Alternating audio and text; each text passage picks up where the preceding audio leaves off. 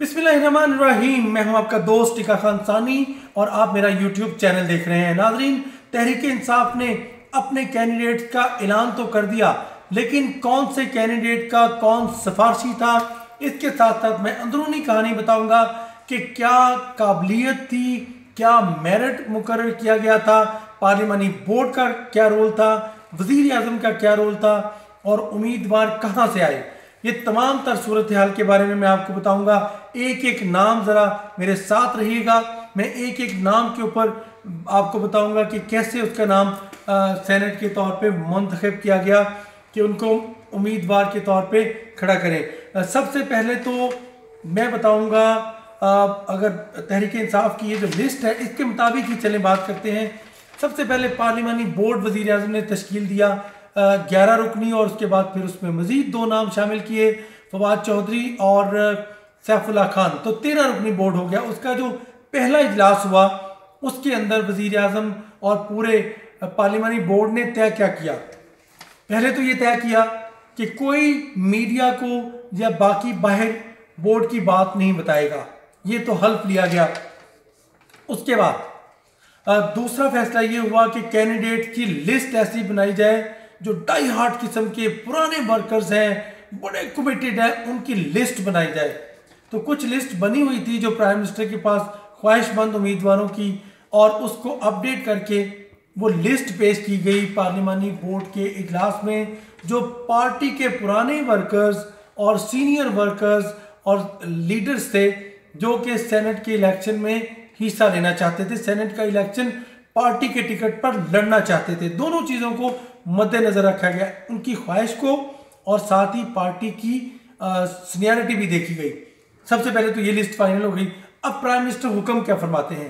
Prime minister Imran Khan ने ये हुक्म दिया कि अब इनमें से आप, चाहे वो 200 की लिस्ट थी, 400 की लिस्ट थी, कहा तो जाता है कि हज़ारों के लोग थे इस लिस्ट में, लेकिन प्राइम मिनिस्टर ने कहा कि अब इस लिस्ट में से आपने निकालना है जिनकी पार्टी के लिए सर्विसेज बहुत अच्छी हो, जो पार्टी के लिए लॉयल्टी हो, वफादारी हो पार्टी के लिए, और उसके साथ साथ उनकी एलिजिबिलिटी, काबिलियत, तालीमी काबिलियत भी हो, ताकि सेनेट में वो ज़रूरी है पढ़ा लिखा होना, उनका पढ़ा लिखा होना।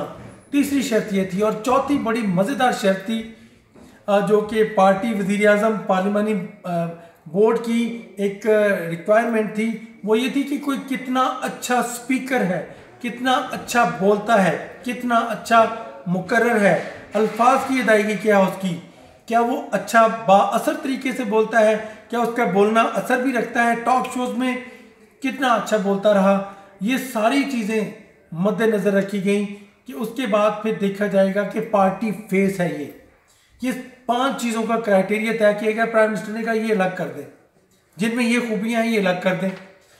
फिर ये अलग की गई और फिर कम लोग रह गए उसमें। फिर मुकाबला आ गया रीजन वाइज।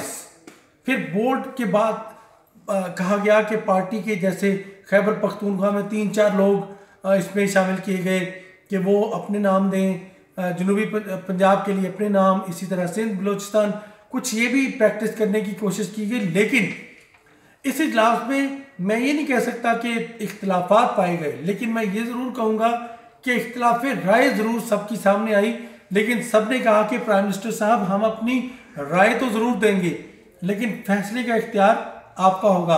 बड़े मुदब्बराना तरीके से और बड़े बाइखलाक तरीके से, कोई ऊंची आवाज़ में नहीं बोला, किसी ने बहस नहीं की, कोई उठ के नहीं बोला कि ठीक है जी फिर ये नहीं तो वो सही और मैं जा रहा हूँ, ऐसी बात पार्लिमानी बोर्ड में नहीं हुई।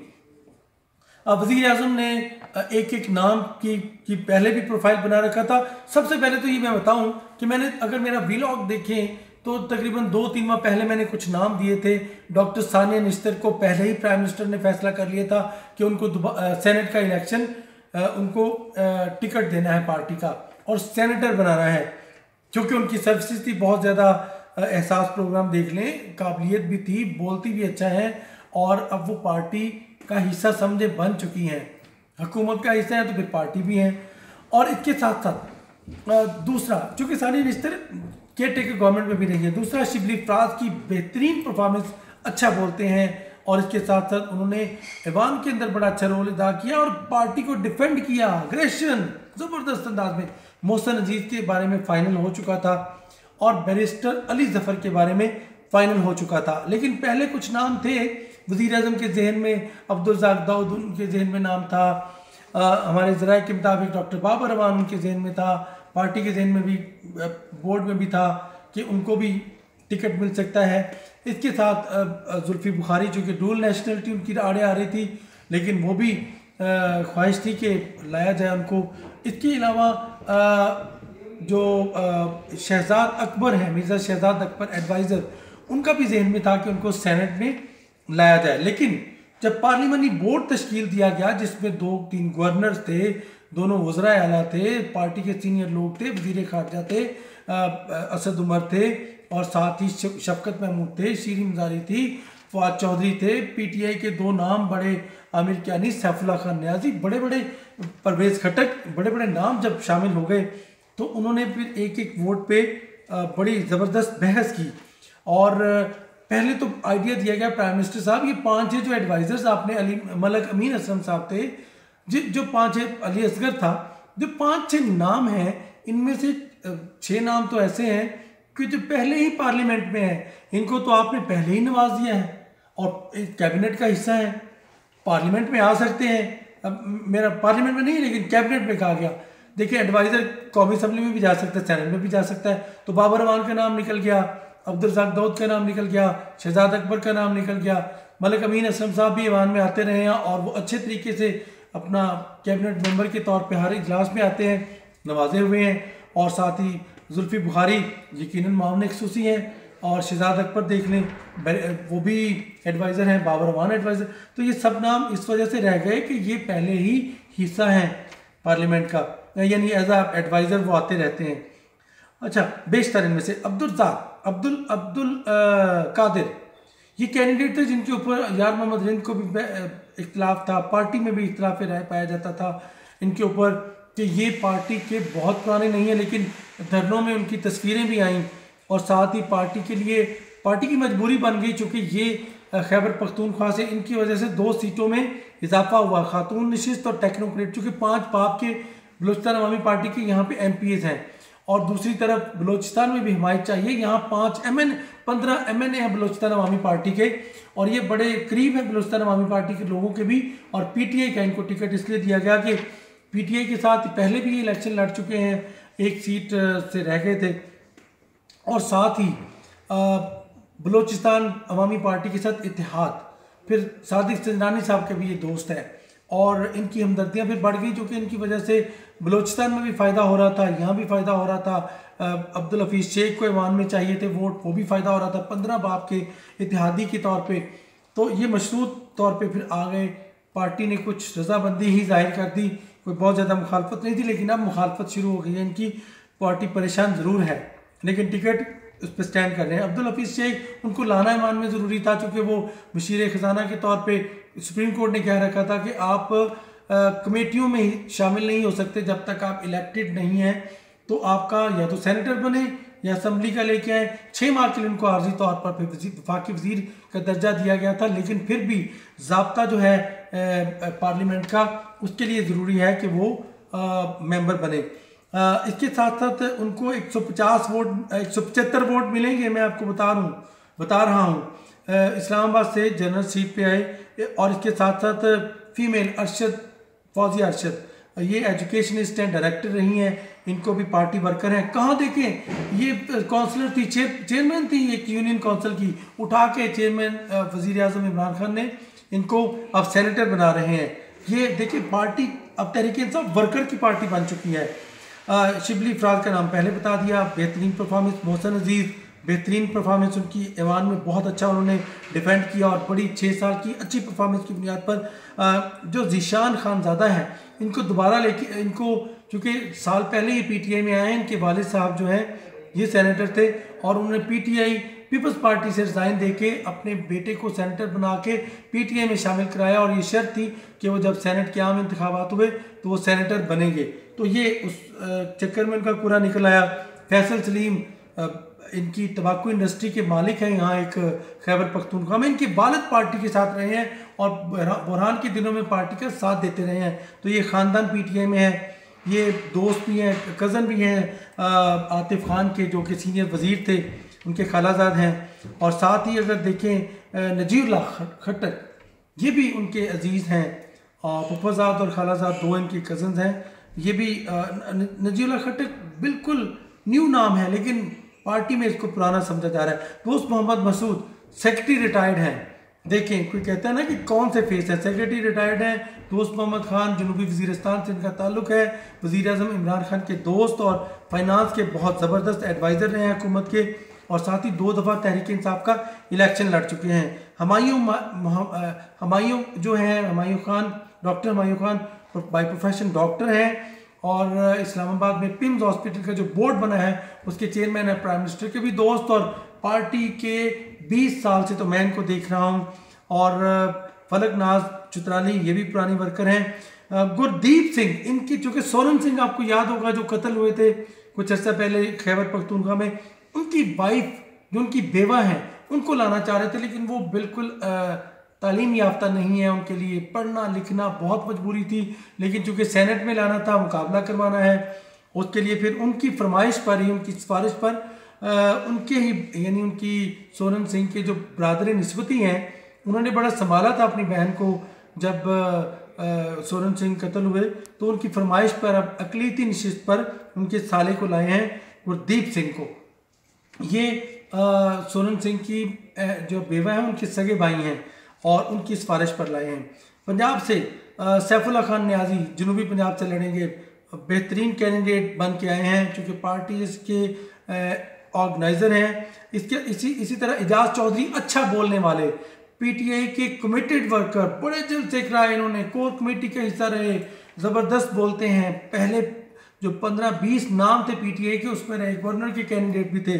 एमपी का इलेक्शन थोड़े मार्जिन से हारे लेकिन पार्टी ने उनको बहुत इज्जत दी है। अब उनके मुकाबले में उमर सरफराज चीमा साहब थे, अब उनको कोई किसी ऑर्गेनाइजेशन का हेड, चेयरमैन, एमडी या कुछ ना कुछ बनाया जाएगा और आइंदा इलेक्शन में भी उनको अकोमोडेट किया जाएगा। अब ऑन अब्बास पब्बी, ये शाह महमूद के बहुत दोस्त थे, बाकी लोगों के भी जनूबी पंजाब से इनका ताल्लुक है, मुल्तान से, लेकिन इनको जब चेयरमैन बैतुलमाल, एमडी बैतुलमाल बनाया, अच्छा परफॉर्म किया, प्राइम मिनिस्टर के दिल के करीब हो गए, छा गए। अब इनको मुखालफत भी की गई, लेकिन चूँकि जनूबी पंजाब से देखें, सीएम जनूबी पंजाब से, पंजाब का फाइनेंस मिनिस्टर पंजाब जनूबी पंजाब से, वज़ीर ख़ारजा पाकिस्तान का जनूबी पंजाब से, आमिर डोगर जनूबी पंजाब से, खुसरू बख्तियार जनूबी पंजाब से, बड़े बड़े नाम वहाँ जनूबी पंजाब में हैं, 15-20 नाम। तो इस वजह से इनको कहा कि अब पब्बी साहब को लेके आएँ सेनेट में। अली जफ़र का नाम मैंने आपको पहले बता दिया है, टेक्नोक्रेट, बड़े ज़बरदस्त कानूनदान हैं और अनअपोज्ड होंगे ये पंजाब से, इस पर बात चल रही है। डॉक्टर ज़रका 5 गोल्ड मेडल, इसके साथ साथ डॉक्टर ज़रका की पार्टी के लिए खिदमात, जब वो उनकी लिस्ट थी तो 5वें नंबर पे वुमेन की स्पेशल लिस्ट जो थी उस पर 5वें नंबर से 50वें नंबर पे उनको डाल दिया। वो एमपी होती, वज़ीर होती अभी, लेकिन उनके साथ ज्यादती हुई, अब अजाला कर दिया गया उसका। इस तरह फिर इस तरह सैफुल्ला बुड़ू सिंध से, इन्होंने वहाँ पे लाड़काना में सिंध में अपने मुखालफिन के साथ टक्कर ली और पीटीआई को वहाँ मजबूत किया और वहाँ पंजे गाड़े, और इस वजह से इनको रिवार्ड के तौर पे इनको दिया गया है टेक्नोक्रेट की, और ये जीत जाएंगे। फिर फैसल बावडा, चूँकि उनको एमएनए के तौर पर उनको मसला था, सेनेटर बना रहे हैं ताकि वो आराम से ओवरटेकिंग करके सेनेट में रहें और भरपूर नुमाइंदगी करते रहें ईवान में, और साथ ही चूँकि तगड़े हैं, पार्टी फेस हैं, पढ़े लिखे हैं, डिफेंड करते हैं और सेनेट में आ रहे हैं। और अगर इधर से उनके खिलाफ फैसला आता है, उनकी मुखालफत भी की गई थी, पार्टी भी मुखालफत कर रही थी पंजाब से, सिंध से एमपीएस, लेकिन गवर्नर ने उनको यकीन दहानी कराई है, उनकी इंश्योरेंस पर फैसल बावडा जीत जाएंगे। डॉक्टर सानिया निश्तर, कौन नहीं जानता कि उनकी खिदमत एहसास के लिए कितनी है। WHO के लिए उन्होंने इलेक्शन कंटेस्ट किया और मैं उनको जानता हूँ बड़े अरसे से। डॉक्टर सानिया निश्तर की जो एलिजिबिलिटी है इसमें ऑनेस्ट और कॉम्पिटेंसी, और इसके साथ साथ उनको दयानतदारी, उन्होंने धरने के कोरोना के दिनों में जो खिदमत दी वो नाकाबिले फरामोश है पार्टी के लिए, उसको उनको रिवॉर्ड दिया गया। और इसके साथ ही मेरा ख्याल अब सारी लिस्ट तो मैंने गिनवा दी है, 1-2 और नाम आएगा। और साथ ही अब्दुल हफीज शेख 150 वोटों से आ रहे हैं, और और साथ ही बड़े बड़े नाम जैसे ये मैंने जो बताया इस वजह से रह गए। बोर्ड ने बड़े दबंग फैसले किए हैं। वज़ीर आज़म ने पार्टी को तरजीह दी, पार्टी नामों को तरजीह दी, और तहरीक इंसाफ ने भी, चूंकि उनके साथ खड़ी थी, अब सारे एक होके 100% इनको यकीन है कि अगर 20 है, इसमें 21वां नाम भी आ सकता है, क्योंकि अभी 1-2 दिन बाकी मिल गए हैं। तो ये तमाम ताज अफरीदी भी आएगा, 5 जो MP हैं बाप के, वो उनकी तरफ से इनको सपोर्ट मिलेगी। तो तगड़े उम्मीदवार मैदान में उतारे हैं, लेकिन पार्टी के साथ उनकी कमिटमेंट, एफिलिएशन, कई नाम मैं आपको बताऊं जो परवेज खट्टक ने नाम दिए थे, जो बड़े बड़े नाम आए वो रह गए, सिफारशी बोर्ड से निकल गए। और हैरानकुन तौर पर ये प्राइम मिनिस्टर ने खुद फैसले किए हैं सारे, और बड़े मेरिट पर, और बड़े अच्छे 3-4 तो डॉक्टर हैं इसमें। और फिर और आखिरी बात मैं बताना चाहूँगा, अब्दुल हफीज़ शेख, अगर पैसा लगा के भी अगर किसी को जितवाना होता तो अब्दुल हफीज़ शेख की चॉइस ये थी प्राइम मिनिस्टर की कि अब ये खरबों रुपये सेनेट में आएंगे तो खरबों रुपए का पाकिस्तान को फ़ायदा देंगे। मईशत को इन्होंने संभाला दिया। वज़ीर ने बहुत पहले सोच रखा था अब्दुल हफीज़ शेख का, और ये बड़ी गेम कौम के लिए है, ताकि अब्दुल हफीज़ सेनेट में आके कौम को सर्व करें। IMF से मशरूत तौर पे जो बात मुज़ाकरात कर रहे थे, सेनेट में आके ऑनरशिप मिलेगी इनको। वो लड़ना चाह रहे थे सिंध से, लेकिन कंफर्टेबल सिंध से थे, लेकिन यहाँ पे जब निकले घर से रैली की सूरत में निकले तो आज़म स्वाति उनके साथ आ गया। यहाँ के MNAs, MPs, यहाँ के MNAs पार्टी सारी आ गई, और इनको ला के इन्होंने कागजात नामजदगी आज उनके जमा करवा दिए हैं। अब देखें, मज़ीद आपको इसी तरह की इंफॉर्मेशन यकीनन दूंगा। टिक्का खान सानी को आज इजाज़त दीजिएगा, आपको कल मज़ीद अच्छी खबरें देंगे। अल्लाह निगहबान।